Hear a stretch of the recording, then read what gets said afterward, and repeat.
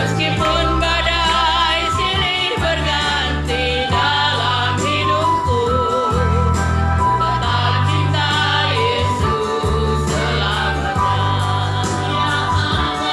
Ya Aba, Bapa, ini aku anakmu, layakkanlah seluruh hidupku. Ya Aba, Bapa,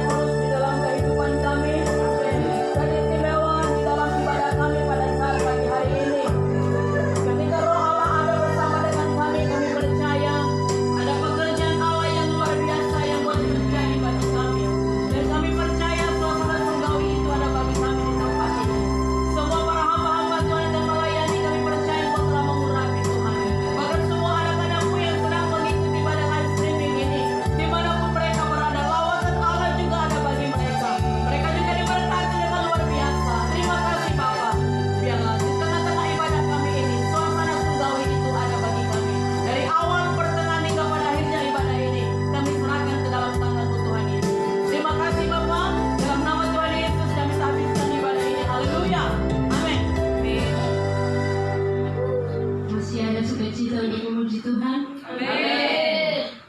Kita akan memuliakan nama Tuhan. Kita angkat pujian kita dan berkata segala puji syukur.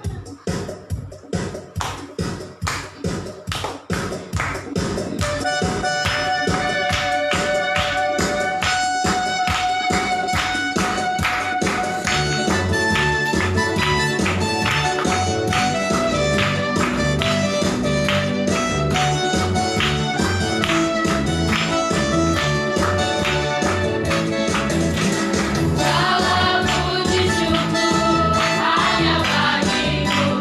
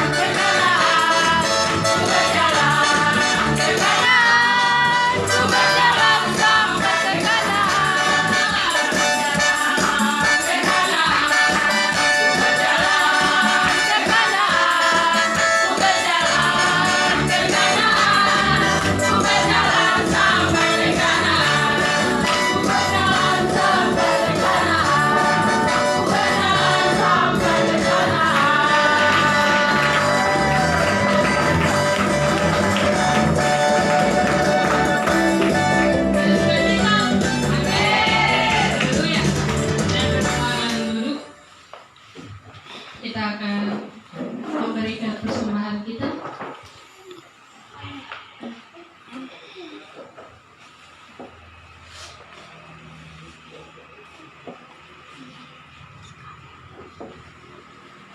Sebelum kita memberikan persembahan kita tunduk kepala dan kita berdoa. Terima kasih Bapak yang baik, Bapak yang luar biasa di dalam kehidupan kami.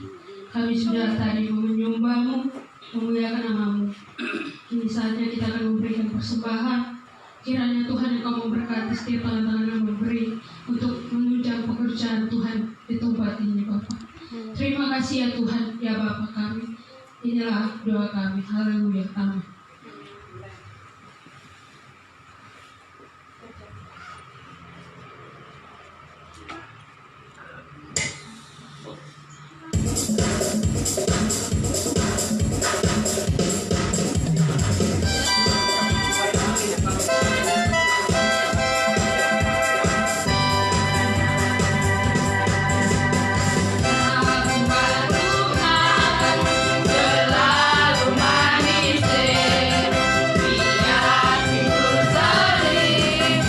Selalu manis,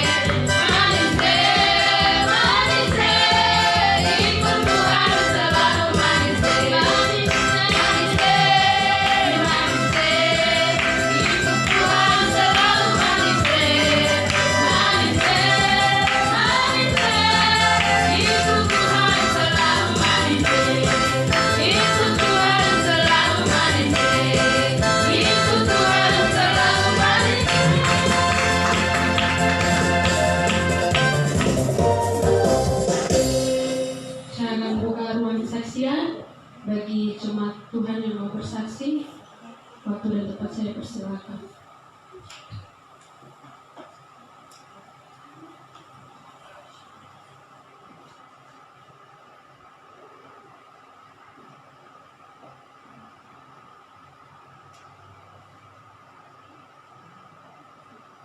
Saksi kamu.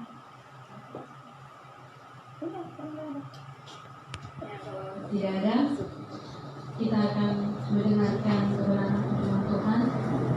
Kita angkat pujian kita yang berkata, firman-Mu ya Allah.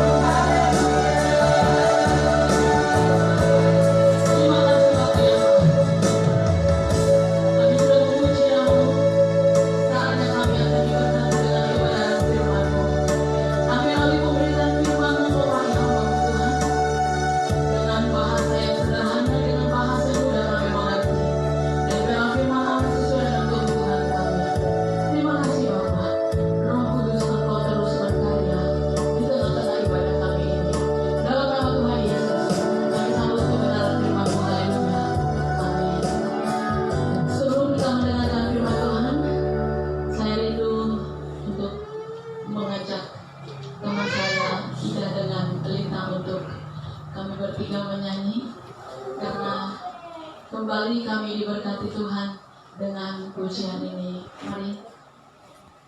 Lagu apa? Pegang.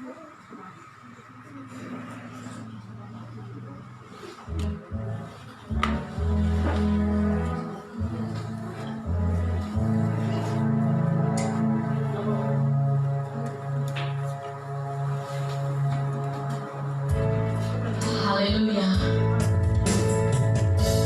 Kami sangat diberkati Tuhan di dalam satu minggu ini dengan pujian ini, saudaraku. Dan kiranya juga pujian ini menjadi berkat bagi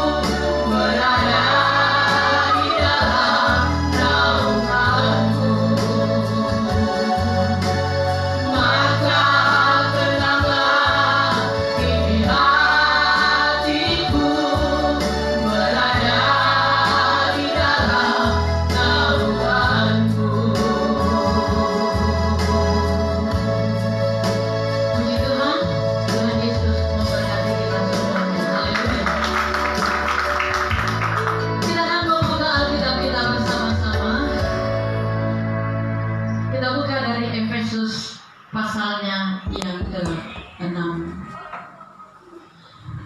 Efesus pasal 6 ayat 10 sampai dengan 17.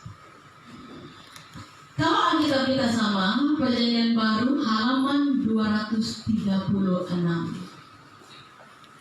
Efesus pasal 6 ayat 10 sampai dengan 17. Namun kita baca satu-satu ayat saja.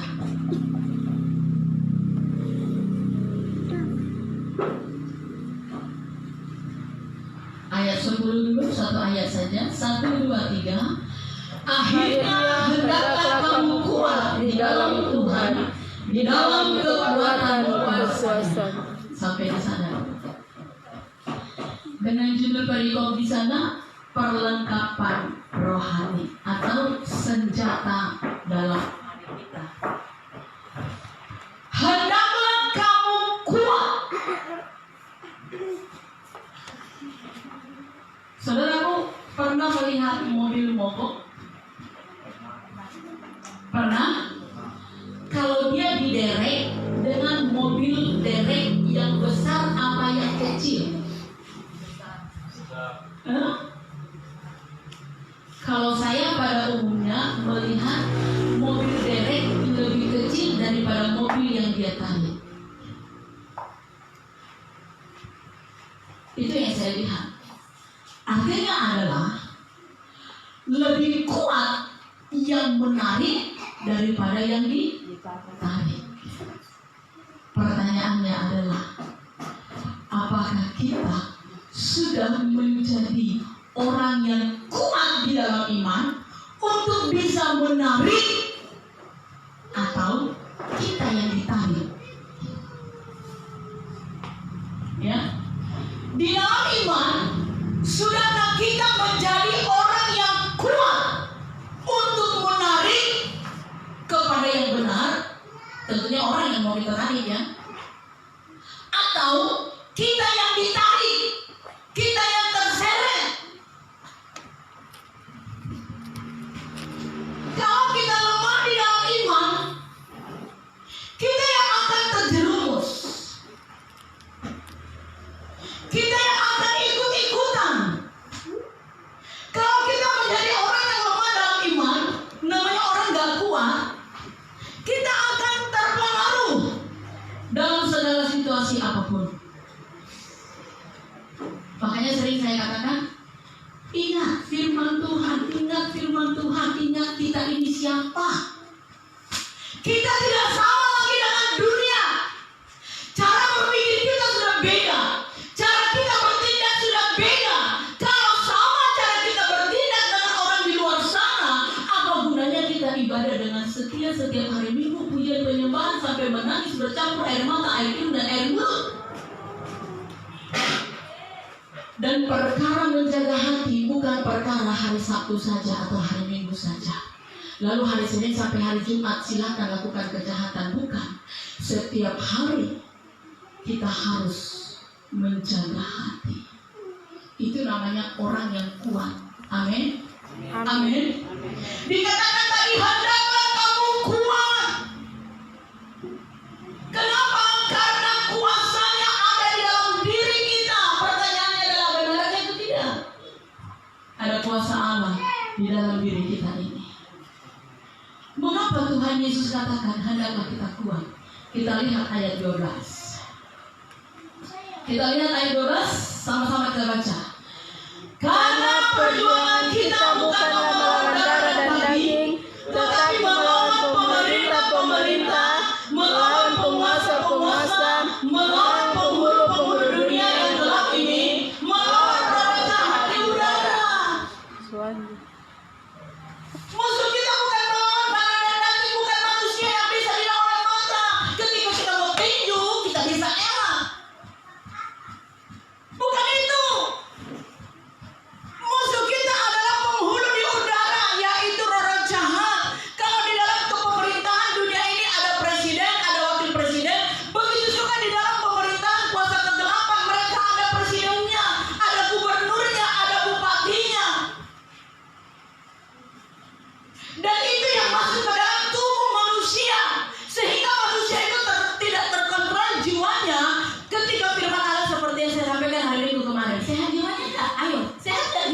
Sehat. Sehat nggak jiwamu ini? Hah? Sehat nggak? Sehat? Sehat. Amin. Sehat nggak jiwanya kemarin? Hah? Sehat nggak?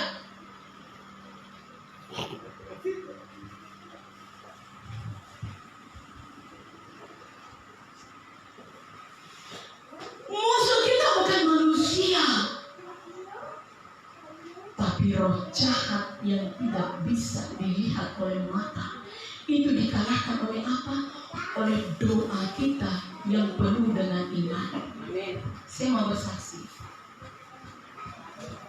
Saudaraku, di sana, di kantor tempat kami bekerja, ada satu ibu ikut mama yang baju kuning. Mama berdiri kan supaya mereka lihat. Ya, cantik toh. Ya, oke. Beri kemudian bagi Tuhan, saudaraku. Ini karya kita yang paling setia di sana juga. Di sana itu, saudaraku, kami bukan hanya berhadapan dengan manusia, tetapi kami berhadapan dengan roh jahat. Ya toh? Saya mau bilang, roh jahat di Sumatera dengan roh jahat di sini beda. Betul. Lebih ganas roh jahat di sini. Bahkan manusianya pun sampai setan bilang begini kepada Tuhan, Tuhan, ternyata manusia itu lebih setan dari saya.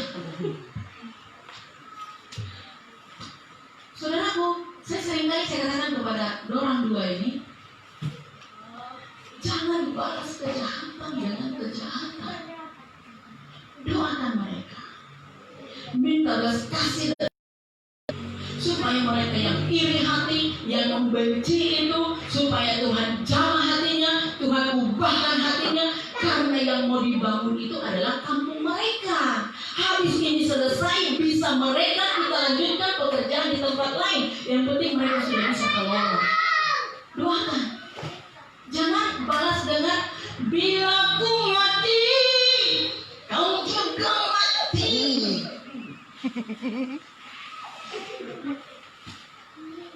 Hei, apa? Bukan itu. Mana ke tahu? Kalau kami ini mau bangun, mana ke kampung? Bukan itu.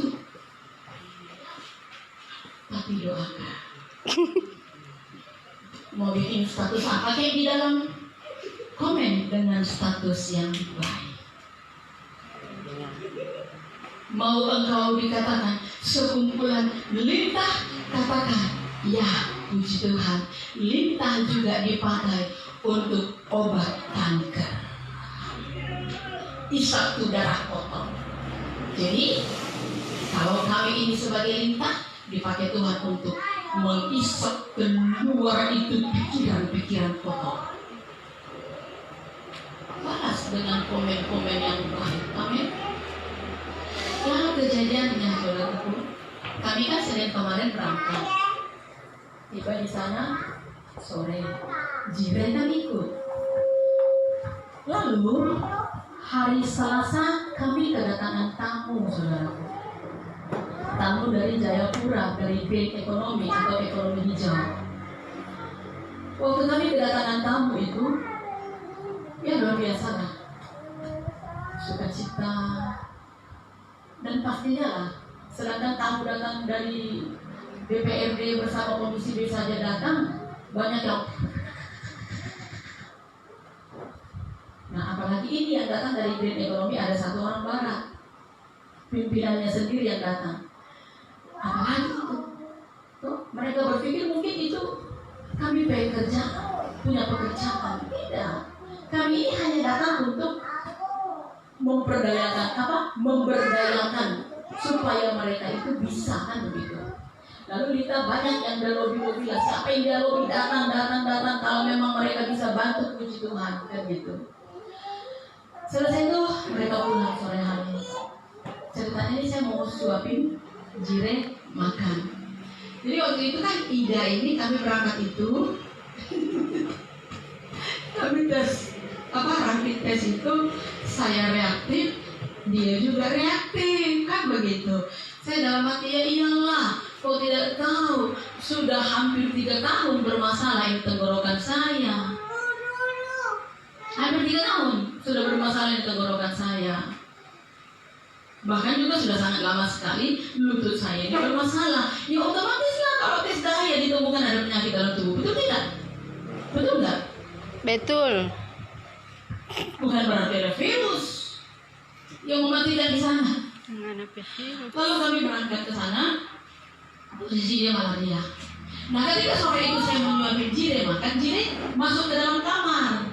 Kami bertiga ini kan satu kamar. Lalu dia tidur karena memang posisi masih belum fully betul lah dari malaria. Jire, ayo makan. Jire, di mana Jire? Dia sembunyi di balik tempat tidur. Lalu saya masuk, terus Jire tertawa. Nah ini yang tidur tutup mata dia juga tertawa. Kok yang tertawanya kawan ini nggak seperti biasanya? Jire, Yehova Jire. Ini orang tutup mata tertawa tapi kok lain. Itu ayam goreng jangan diminum. Ini akibat malaria kah? Atau akibat apa? Saya pikir. Semakin histeris dia menjerit, semakin histeris dia gitu. Saya panggil Lita, Lita tolong. Lita juga masuk lari ke dalam kamar. Lihat ini, dia juga hamur lari keluar panggil orang yang masih ada kerja. Yang ada kerja juga lari semua yang masuk ke dalam kamar. Bingung, ini orang kenapa kau? Lalu saya bilang, tidak panasnya. Bukan, ini bukan malaria. Sudah, ya karyawan semuanya berusaha lah untuk menyembuhkan dia kan begitu, berusaha berjuang keras. Saya dalam hati, Tuhan ini malaria kan? Tidak kan? Datanglah si kawan yang satu sibuk dengan foto-foto, dengan video. Datang dia, Roslita lain deh. Saya tahu kalau itu ya video-video nanti kok upload di Facebook. Oh iya sudah lain. Lalu ada yang ambil bawang putih, ada yang ambil apa, semuanya lah. Lalu saya doakan, dalam waktu kemudian dia sadar. Hanya sadar, kalau sampai sembuh belum, sampai keluar betul belum, masih sadar saja. Tapi saya berpikir, Tuhan apa yang masuk ke dalam dunia kawan ini? Saya pikir, sudah, malamnya bisalah kami tidur. Tapi saya masih gelisah, karena dia ini belum sadar betul kan begitu. Yang sebelumnya minggu yang lalu itu Lita yang kena. Lebih parah lagi, siang bolong, perkataan yang tidak masalah, bukan perkataan menjadi masalah, tidak, tetapi langsung dia seperti kesetanan, dia mau bunuh diri, dia mau telanjang lari ke jalan raya. Siang bolong ini saudaraku, itu minggu yang lalu. Bayangkan kesetanan betul. Saya sampai habis nolongin dia itu badan saya semua pegal. Kenapa? Nggak pernah mengeluarkan tenaga yang begitu kuat. Tidak lama kemudian dia lari masuk ke hutan. Wah Tuhan, kenapa seperti ini? Itu sesudah kedatangan dari DPRD. Lalu kemarin saya berpikir, kenapa kami ini Tuhan? Dulu Lita, sekarang Ida. Sudah hari Rabu datang lagi itu dari Green Economy bersama dengan pihak Bank Papua dari Jayapura, karena Green Economy yang melobi mereka untuk datang meninjau lokasi. Nah, tujuan mereka itu memang datang bukan hanya sekedar untuk meninjau, tetapi kita doakan supaya mereka juga bisa untuk menolong di dalam dana ataupun modal. Lalu kami ini hari Rabu akan berangkat ke jauh sekali ke atas gunung. Berapa jam perjalanan itu kita? 2,5 jam ada ya. Di sana tidak ada jaringan signal, jauh di atas gunung saudaraku, untuk melihat gambar. Lalu Ida ini harus tinggal. Saya dalam hati, Tuhan, bagaimana ini nanti?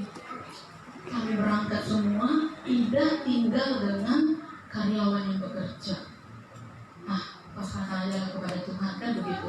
Akhirnya kami rombongan dari Green Economy, dari Bank Papua dan beberapa karyawan kami berangkat untuk melihat gambar. Itu tidak ada jaringan, saudara, tidak ada jaringan. Rupanya Begitu kami berangkat, dia sudah kemasukan lagi. Bayangkan tuh udah dari siang, saudaraku. Karyawan gak ada yang bisa untuk tangani. Ya karena memang tidak di sana karunianya. Kan begitu. Begitu kami pulang, sampai di jalan raya, di jalan umum yang ada jaringan, kami telepon. Langsung karyawan bilang, oh Ida ini kumat lagi. Dia, langsung gas itu mobil. Kami lihat dia bicara, sudah ada bicara. Ini apa? Ada dalam dirinya kawan ini, saya pikir. Sehingga tamu yang datang itu sudah nggak saya antarkan untuk pulang, karena saya sudah langsung layani dia. Hari Rabu itu ya, Rabu malam sudah. Lalu Rabu malam itu kami doakan, dia tenang. Saya tahu orang itu belum keluar, masih tenang saja dia. Tuhan tolong berikan aku petunjuk. Harus kenapa? Mau kita terking-terking juga kalau kita nggak tahu namanya roh apa itu nggak akan keluar. Contoh, ada rame-rame orang di luar sana. Kita panggil, kau sini dulu. Kau siapa? Tidak akan ada yang datang. Tapi kalau kita bilang, Bapak Kristus Paulus, kau sini dulu, pasti dia datang. Betul? Dan ini pun kan kita nggak tahu namanya, gitu.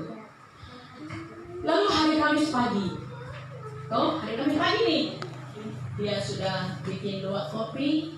Dia duduk baik-baik di depan, dia minum. Saya agak jauh sekitar 10 meter dari dia, duduk bicara-bicara dengan karyawan. Tiba-tiba saya dengar dia ngomong-ngomong sendiri di belakang. Saya lihat, selain leher, selain mata, ya sudah. Lalu saya datangi dia. Lalu karyawan juga sibuk. Saya tidak tahu ada yang disuruh untuk panggil apakah namanya di sini, yang mengertilah dengan caranya dia untuk mengusir roh jahat kan gitu. Dipanggil itu bapak, saya nggak tahu, pokoknya saya nggak tahu lah gitu.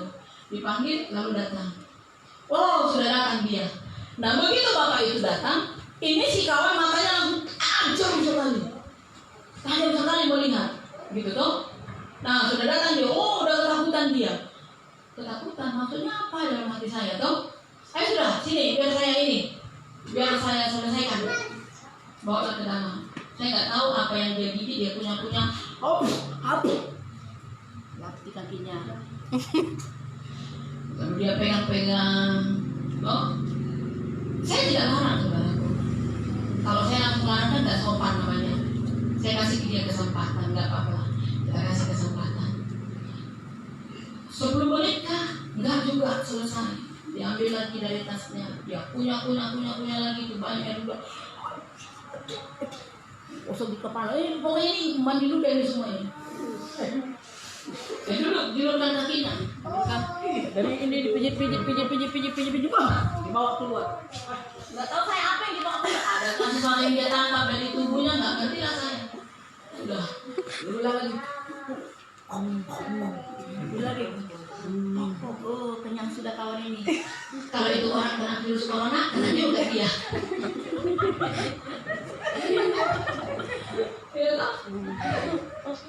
Nah, akhirnya mau dibawa lah dia ke beta, siapa tahu karena malaria. Aduh, saya bilang sama sopir, tolong bawa mereka ke beta.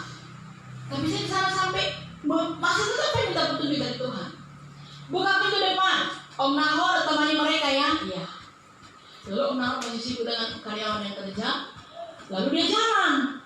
Jadi di sebelah rumah itu ada tanah kosong, ada pagar, tetapi banyak rumput-rumput tinggi lah kan gitu. Ada rumah jarak 100 meter lah rumah di sebelah kan gitu. Lalu dia jalan, pikiran kosong, mata satu arah tanpa kedip. Saya pikir dia mau masuk ke dalam mobil. Saya ikuti terus masuk. Tapi sudah lewat mobil. Mungkin dia mau meludah dalam hati saya. Tapi kok tidak juga. Om Nahor mau kemana itu orang? Om Nahor itu mau kemana itu? Kesama-sama dia, saya bilang. Dia jalan dulu. Om Nahor kejadian, dia sudah hampir lompat pagar, saudaraku. Sudah hampir lompat pagar, sudah. Akhirnya dibawa sama Om Nahor lagi dia masuk ke rumah. Baru ditangani oleh orang lagi. Saya masih tetap kasih kesempatan sama untuk diam. Lalu saya kepada Dita, ambil gitar. Ambil gitar, lalu menyanyi. Ya? Nyanyi waktu itu lagu apa ya? Ku menang, ku menang. Bukan, masih lagu penyembahan waktu itu. Roh Kudus Bahari ini sini. Menyanyi penyembahan. Saya masih bertanya, roh apa gitu. Lalu, dia menjadi, anjing. Oh iya, Tuhan sudah kasih tahu. Yang ada di dalam itu, suami dikirim orang dalam anjing, karena orang di sebelah rumah punya anjing, sampai tengah malam pun dia pergi ambil anjing itu karena dikurung di rumah. Kecil anaknya, sampai tidur di dalam kamar, sampai tengah malam pun tanpa ada rasa takut dia pergi kembalikan anjing itu. Dia berani ambil anjing itu karena yang punya rumah nggak ada, diambilnya itu dari jendela. Oh iya, berarti entah siapa yang kirim suami, dia mau dijadikan seperti anjing. Karena lolongan dia lolongan anjing. Saya bilang terima kasih Roh Kudus. Sudah dapat. Langsung saya pegang. Saya panggil langsung. Saya pegang Suanggi dalam nama Tuhan Yesus. Aku beritahukan kau tidak akan bisa membuat Ida ini menjadi seekor anjing. Tidak. Dia mulai marah. Datang lihat dipanas-panasin lagi. Anjing itu sudah mati. Dia marah lagi. Saya panggil lagi. Saya panggil Roswang itu tadi. Sudah dia muntah. Selesai. Sehat sampai sekarang. Malamnya Bapak tuh. Lalu hari Jumat pagi. Hari Jumat pagi nih, kami bisa pagi di penyembahan. Selesai penyembahan, saya ajak nyanyi. Kudus, kudus, Engkau Allah Maha Kuasa. Manifestasi setan ditarik ini tenggorokan kawan. Sampai dia tercekik. Akhirnya saya lepas lagi gitar, doakan dia lagi. Amin. Saya mau beritahu, makanya Tuhan bilang kita harus kuat di dalam iman. Karena musuh kita bukan manusia, tapi yang tidak dilihat oleh mata. Amin. Apakah saya menjadi takut dengan keadaan itu? Tidak. Kenapa? Kenapa saya tidak takut? Saya bersyukur itu ada di lingkungan itu. Kenapa? Membuat saya tidak tidur di dalam doa. Membuat saya harus berjaga-jaga terus. Karena kalau tidak ada tantangan, tidak ada doa. Ya, kalau tidak ada tantangan, tidak ada doa. Jadi kalau sudah ada tantangan seperti itu dipakai Tuhan untuk mengingatkan kita supaya tidak kebablasan tidurnya, supaya kita banyak berdoa. Kenapa? Karena Tuhan itu suka namanya dipanggil-panggil. Karena Dia suka dipuji disembah. Dia menciptakan kita supaya ada yang mau menaikkan pujian penyembahan bagi Dia. Bukan karena Dia gila puji, bukan. Gitu. Jadi itu ada supaya tidak tidur iman kita. Yang kedua, kenapa itu bisa terjadi kepada dia dan diketahui oleh orang di sana?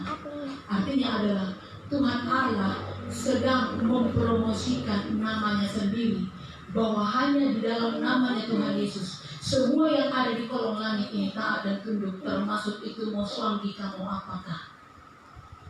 Tuhan izinkan itu orang datang dan tidak bisa dia selesaikan, dan Tuhan yang menyelesaikannya. Ketika kita sudah tidak sanggup, Dia sanggup untuk menolong. Amin. Amin. Menyelesaikannya. Lalu sesudah Jumat pagi, tidak lama kemudian kami dengar malam harinya tetangga tidak jauh dari tempat kita kerja itu kejadiannya. Malamnya dia diambil Swangi meninggal. Lalu saya katakan, kenapa bisa kalian bilang dia diambil Swangi? Iya, isi perutnya habis. Apakah sudah diotopsi? Tidak. Baru dari mana tahu dia diambil Swangi isi perutnya habis? Karena perutnya kempes betul.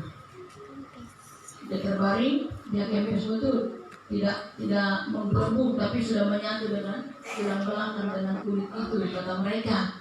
Baru saya bilang, saya tidak percaya kalau tidak diotopsi untuk dilihat betulkah. Kalau saya lihat diotopsi dan memang dinyatakan tidak ada lagi isi perutnya, oke lah. Tetapi itu kabar yang kami dengar. Tetangga itu tiba-tiba saja dia masih pulang kerja, sudah. Lalu dia masuk, langsung menghembuskan nafas terakhir di depan anaknya. Udah mati. Lalu mereka cerita, iya memang kalau di sini begitu ibu, antar kampung ini dengan kampung ini kalau baru iri hati mereka sampai mau mengeluarkan biaya untuk membayar orang kirim Swangi. Bayangkan untuk panggil Swangi 25 juta. Satu trek. Satu truk yang datang. Saya bilang, oh mahal betul. 25 juta tuh panggil pemohon. Enak. Tapi dipergunakan untuk setan. Wow. Saudaraku, apapun itu, musuh kita bukan manusia, tapi roh jahat yang tidak bisa dilihat oleh mata. Maka dari itu kita harus kuat di dalam iman, di dalam kuat kuasanya. Amin. Amin. Oke. Tadi alasannya adalah dikatakan kita harus kuat karena musuh kita bukan melawan darah dan daging. Lalu kalau musuh kita bukan melawan, pertama disuruh dikatakan kuat karena musuh kita bukan melawan darah dan daging. Lalu apa senjata kita? Ya toh? Kalau orang di luar sana kan senjatanya tiap hari dia bawa golok. Lalu senjata kita apa? Kita lihat di dalam ayat 11. Kita naik ke atas ayat 11. Kita baca 1, 2, 3. Kenakanlah seluruh perlengkapan senjata Allah supaya kamu dapat bertahan melawan tipu muslihat iblis. Senjata Allah, kekuatan dari Allah, doa. Itu yang kita minta, itu yang kita naikkan. Doa, perlengkapi aku Tuhan, urapi aku Tuhan, berikan aku kuasa-Mu, lingkupi dengan kemuliaan-Mu.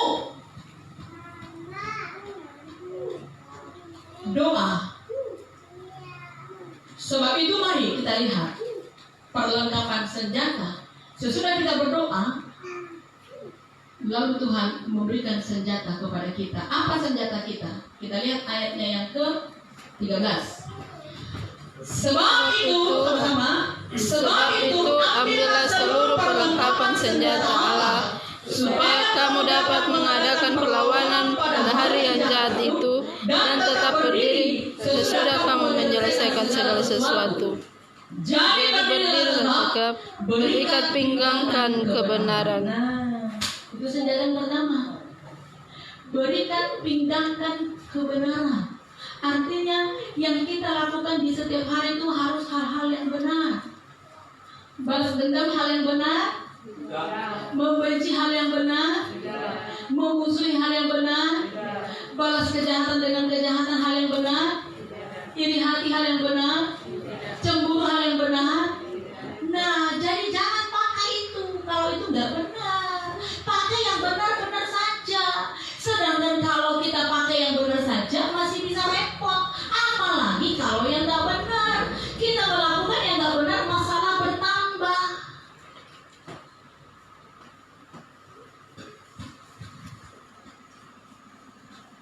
Berikan pinggangkan kebenaran. Ikat pinggang di mana melekatnya? Ikat pinggang di mana? Di pinggang, melekat dia atau bergantungkan itu. Orang yang pakai ikat pinggang gantungkan di sini. Di sini artinya adalah hal yang benar itu harus melekat di dalam jiwa kita ini. Amin. Hal yang benar itu harus melekat di dalam jiwa kita ini, menyatu. Orang yang sehat jiwa jiwanya, melekat yang benar di dalam jiwanya. Yang benar itu di luar. Sekali lagi, sehatkah jiwamu? Sehat. Sehatkah jiwamu? Halo, coba pandang saya. Jangan ada dusta di antara kita berdua. Sehatkah jiwamu? Kenapa ini? Sehat? Kenapa kamu putih?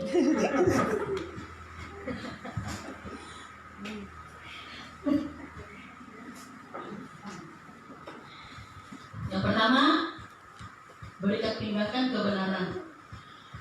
Kedua, berbaju zirahkan keadilan. Lakukan keadilan. Lakukan keadilan. Enggak usah jauh-jauh, saya kasih contoh dalam rumah tangga saja. Ada anak 5. Jangan ada anak kesayangan. Giliran anak kesayangan ini diberikan baju nanti sama dia 4.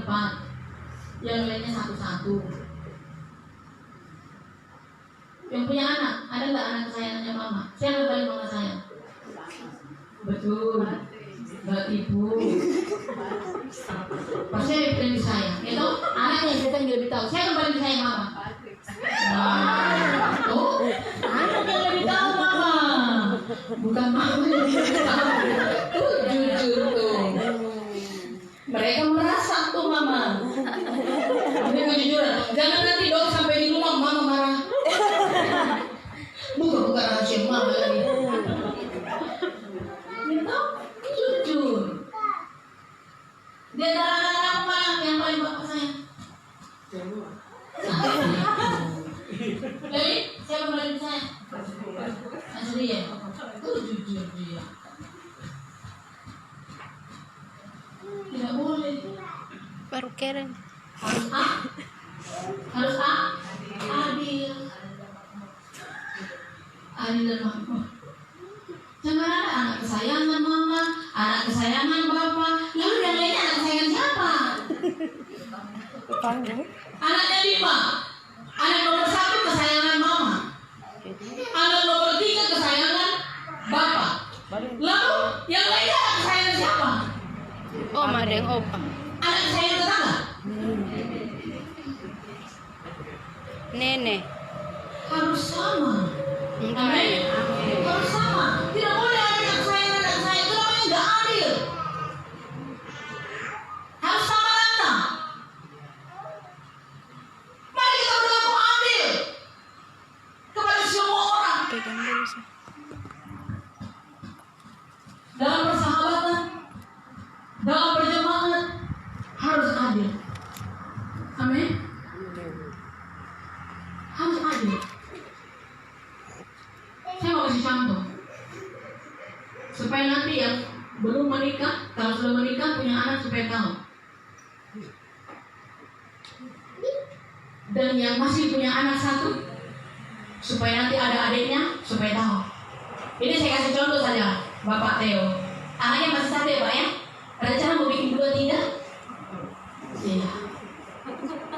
Siapa kan cukup 1 gitu loh. Tidak ya? Sampai 10?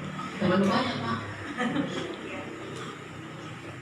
Katakanlah nanti ini Theo kan sudah terbiasa gaji sendiri toh, pasti egonya muncul kalau dia punya adik, ya toh?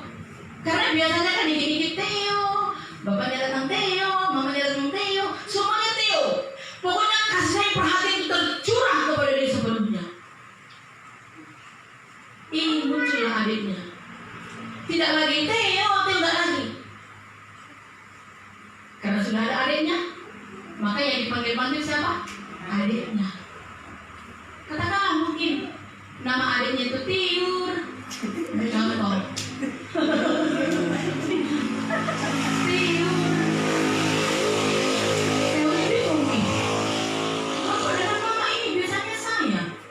Datang-datang biasanya saya digendong. Ini kok adikku si Tiur. Aku nggak pernah lagi. Dia akan benci dengan Tiur. Akan benci. Lalu apa yang harus dilakukan? Tetap harus dia yang paling utama. Begitu bapaknya pulang, oh, kebiasaan lama jangan ditinggal. Gendong dia dulu, ajak dia dulu main, baru kasih turun, baru gendong adiknya. Tidak, dia tidak akan marah. Dia tidak akan marah. Dia tidak akan depresi. Dia tidak akan stres. Jangan pikir anak-anak gak ada stres. Ayam potong aja bisa stres. Ayam potong aja bisa stres. Bikin kandang terlalu penuh, ayam itu stres di dalam. Betul. Dan tidak akan berkembang, kerdil terus. Apalagi manusia. Akhirnya dia tidak akan mengasihi adiknya. Ini dikit apalagi yang dibela itu terus adiknya, padahal adiknya salah. Tapi kakaknya dipukul, abangnya dipukul, pok. Yang salah adiknya, pok. Yang salah adiknya, pok. Terus kakaknya atau abangnya dipukuli, makinlah kerdil jiwanya dia. Itu tidak adil. Amin. Amin. Itu sebabnya dikatakan 5 anak, hati orang tua harus 5 macam. Karena cara mendidik anak nomor 1, nomor 2, nomor 3 itu paling sulit. Jadi harus adil. Amin. Walaupun saya tidak ada anak, tapi saya tahu. Ya, saya kasih contoh saja. Saya kalau datang dari Sarmi, yang paling utama saya gendong itu langsung jirin duluan. Ya, saya langsung gendong dia duluan. Karena itu udah biasa tuh dari dulu. Baru saya kasih turun dia, baru saya ambil adiknya, saya gendong. Dia udah gak marah lagi, gak cemburu lagi. Baru kalau dia masih tetap minta gendong, ya gendong dua-duanya. Harus berlaku adil. Kata Devi tadi, adil dan makmur. Ya. Kalau mereka berdua mau main-main di badan kita, ya naik dua-duanya gak apa-apa. Yang bilang jangan, Faro aja ya. Atau Faro jangan, Jire aja, nggak bisa. Kalau mana yang salah itu yang ditegur. Men, berlaku adil kepada semua orang, kepada semua pihak, berlakulah adil. Itu senjata yang kedua. Senjata yang ketiga, kakimu berkasutkan kerelaan untuk memberitakan Injil damai sejahtera. Tahu kasut? Artinya adalah kakimu ini relakanlah, pakailah untuk pergi menjangkau jiwa, melayani Tuhan, memberitakan Injil. Kemanapun engkau melangkah, artinya adalah jangan lupa memperkatakan firman Allah. Saya mau bersaksi saudaraku, setiap hari, mau saya sendiri, mau saya beramai-ramai dengan teman-teman, tidak pernah mulutku ini berhenti berkata, terima kasih Tuhan Yesus, haleluya, haleluya. Entahkah itu hanya di dalam hati. Darah Yesus berkuasa, darah Yesus berkuasa. Itu terus. Dan kalau saya sudah tidur, kalau sudah tidur kan nggak bisa lagi mengucapkan itu. Kemanapun saya melangkah, mau saya di atas motor, mau saya di dalam mobil, mau saya sedang memasak, mau saya sedang bekerja, tidak pernah lupa mulut saya berkata, terima kasih Tuhan Yesus, kau sungguh baik, kau sungguh baik. Kenapa? Karena kan iblis itu mengintip terus kapan ini kosong. Ketika kosong, masuk dia, jadilah manusia itu kesetanan. Sampai lebih setan dia daripada setan. Sampai dia lebih setan daripada setan. Jadi jangan biarkan kosong. Terus berkasihkan kerelaan untuk melayani Tuhan, memberitakan Injil damai sejahtera. Dalam segala keadaan pergunakanlah perisai iman. Artinya dalam miliki kepercayaan yang teguh. Jangan pernah ragu kuasa Tuhan. Amin. Jangan pernah ragu. Dan jangan pernah engkau memakai lapis badan. Saya bingung kemarin itu waktu dia bilang, oh pantaslah mama, di sini orang-orang pakai alas badan ya. Alas badan gitu tuh. Ini pakai alas badan langsung.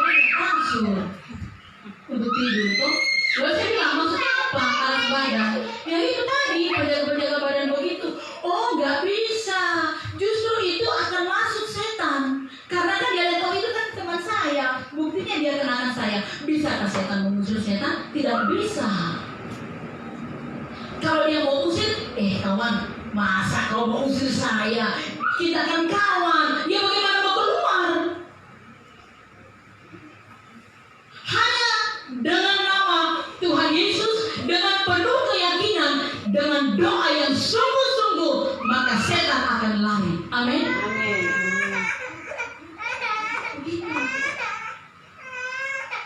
Perisai iman artinya adalah jangan pernah ragu akan kuasa Tuhan, bahwa Dia sanggup menolong kita.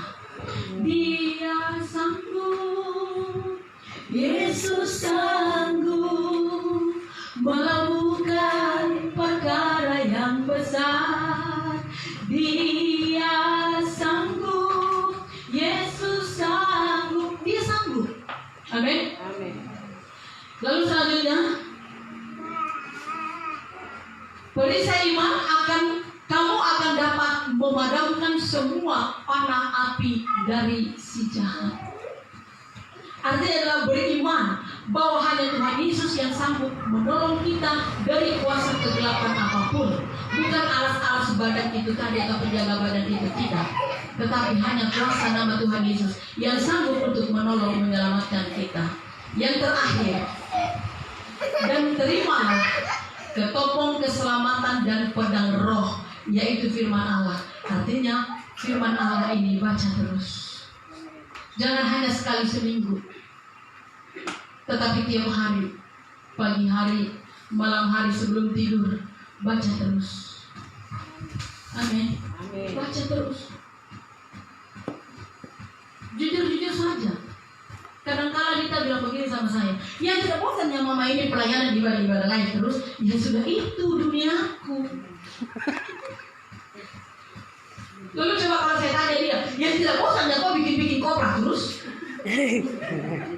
Tidak bosan ya kau pegang-pegang arang terus sampai hitam-hitam kau muka? Pasti dia akan menjawab, itu sudah duniaku. Betul? Iya. Saya mau bertanya, harta karun saudara di mana?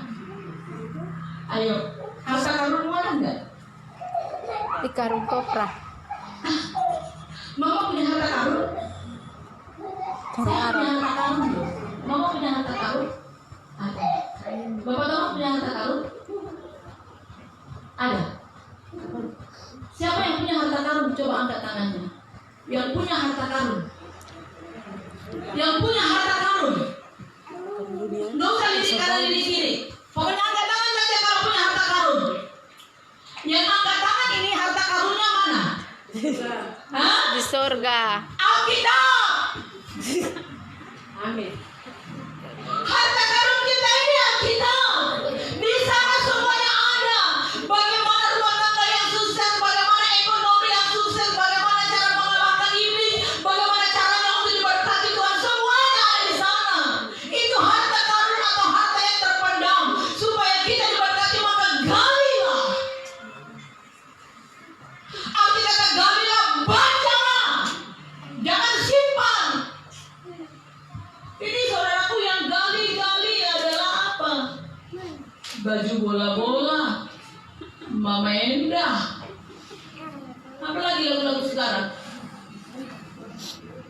Di mana adekku rumah, bolehkah kakak Anda cinta beda agama?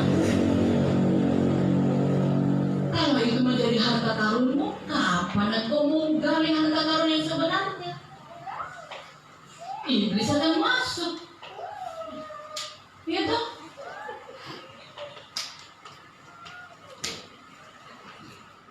Ada foto-foto, pulang minta polo. Saya memang yang bilang saya jomblo. Hafal mati itu semua lagu. Giliran lagu puji-pujian untuk Tuhan, tidak ada layar di depan, ngap-ngap. Seperti makan kepanasan, makanan itu masuk di mulut kan kepanasan tuh. Orang bilang dia U. Orang bilang dia nggak tahu nyanyi. Giliran lagu dunia masih. Oh, itu lagu Mita Polo. Oh, itu lagu apa yang merasukinya.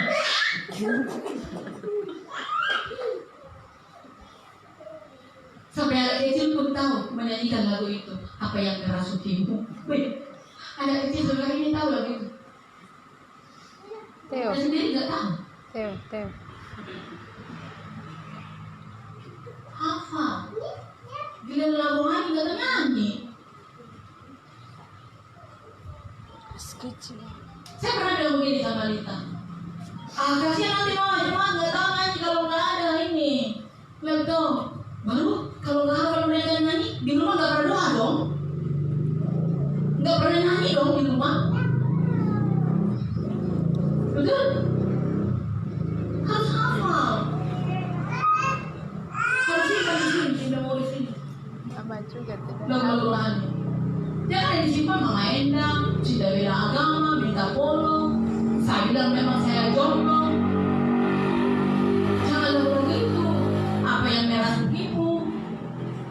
Iya, kayaknya nanti saya akan bilang, saya merasukimu.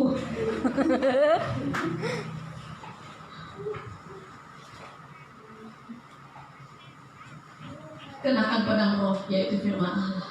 Karena itulah senjata yang paling ampuh. Jadi firman Allah ini jangan bikin di atas kepala. Supaya setan lari, saya tidur, saya sakit, buka kitab ini letakkan di atas kepala. Setan nggak akan lari. Karena dia tidak akan mau, yuk kita baca dulu yuk, apa ini, kita buka-buka ini. Wih, mari kita lari. Tidak. Sedangkan saudara saja nggak mau baca Alkitab, apalagi setan. Betul tidak? Saudara saja tidak mau baca dia, apalagi setan. Tetapi dia akan lari ketika kau berkata, hei setan, aku beritahukan kepadamu, mulai hari ini sampai selama-lamanya aku telah terikat oleh kuasa darah Kristus yang menghancurkanmu, sampai tiba waktunya Tuhan Yesus melemparkan engkau ke dalam api neraka. Kau tidak punya senjata, kau hanya bisa nakut-nakutin. Dia akan lari. Jangan pernah suruh dia bacain lalu dia lari sendiri, datang sendiri, baca sendiri, buat kerjaan. Dia tidak akan mau.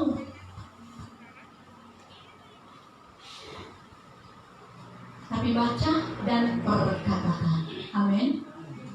Apalagi di dalam berdoa. Hidupkan kembali firman Allah itu. Bagaimana caranya? Saya mau ajari ya, saudaraku. Hidupkan kembali, buat kembali firman Allah itu bekerja dengan ketika engkau berdoa begini. Contohnya engkau berdoa meminta kebutuhan untuk kau berkati Tuhan dengan ekonomi. Tinggal kau bilang saja begini, Bapak, engkau yang berkata aku rela menjadi miskin supaya aku menjadi kaya. Maka genapilah firman-Mu itu bagiku Tuhan, supaya ketika aku miskin aku tidak mempermalukan namamu. Karena memang itu firman Allah. Daud berkata, jangan biarkan aku miskin agar aku tidak mempermalukan namamu. Perkataan bukan berarti Tuhan lupa, tidak. Tapi perkataan dan tidak hidupkan di dalam pribadimu. Bukankah firman-Mu yang berkata Tuhan, mintalah maka kamu akan diberi, carilah maka kamu akan mendapat, ketuklah pintu maka pintu dibukakan bagimu. Aku sudah melakukan itu, aku mencarinya, aku berdoa, maka genapi. Begitu caranya berdoa. Amin. Hidupkan kembali. Jangan berdoa dari atas ke bawah, dari bawah ke atas, sampai ada pernah kejadian, ada orang yang datang nih bawa ucapan syukur di amplop. Lalu orang itu ucapan syukur nih sehat, mungkin karena sehat apa? Anaknya sehat ya. Lalu ucapan syukur itu ditulis namanya, toh. Lalu oleh majelis ini sudah dimasukkan di dalam kantong persembahan, dimasukkan ke ruang konsistori di belakang. Lalu berdoa nih untuk mendoakan ucapan syukur tadi dari keluarga. Doakanlah. Ada ucapan syukur Tuhan dari, kalau lupa namanya sudah nggak usah disebut, dari Cornelis, coba kau lihat dulu amplop itu siapa namanya. Amplopnya Bapak sudah di ruang konsistori di belakang. Bayangkan doa seperti itu. Penatua Ramos. Hah? Penatua Ramos. Nah, Penatua Ramos. Coba kalian dulu di amplop itu namanya siapa? Ah, Bapak. Amplop sudah di belakang. Nggak mungkin lagi mau lari pergi ke belakang. Ini namanya nggak mungkin kan? Kalau sudah tidak tahu namanya, ada ucapan syukur Tuhan yang dibawa oleh anakmu. Berkatilah, selesai. Tak putar kemana, tak putar kemana yang tujuannya ke sana, putar ke sana. Bikin stres. Amin. Tidak ada orang. Men? Amin. Amin. Iya. Pedang roh firman Allah, doa, percaya akan kuasa Tuhan, itulah dia senjata kita. Sekali lagi, sehatkan jiwamu. Sehat. Sehatkan jiwamu. Sehat. Adakah senjata rohani di dalamnya? Amin. Amin. Amin. Aminnya nggak pasti.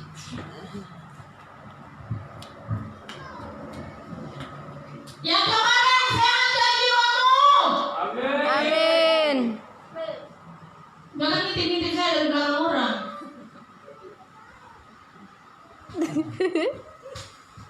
Kalau jiwamu sehat berarti firman Allah senjata rohani ada di dalamnya. Amin. Amin. Mari kita naikkan pujian bagi Tuhan.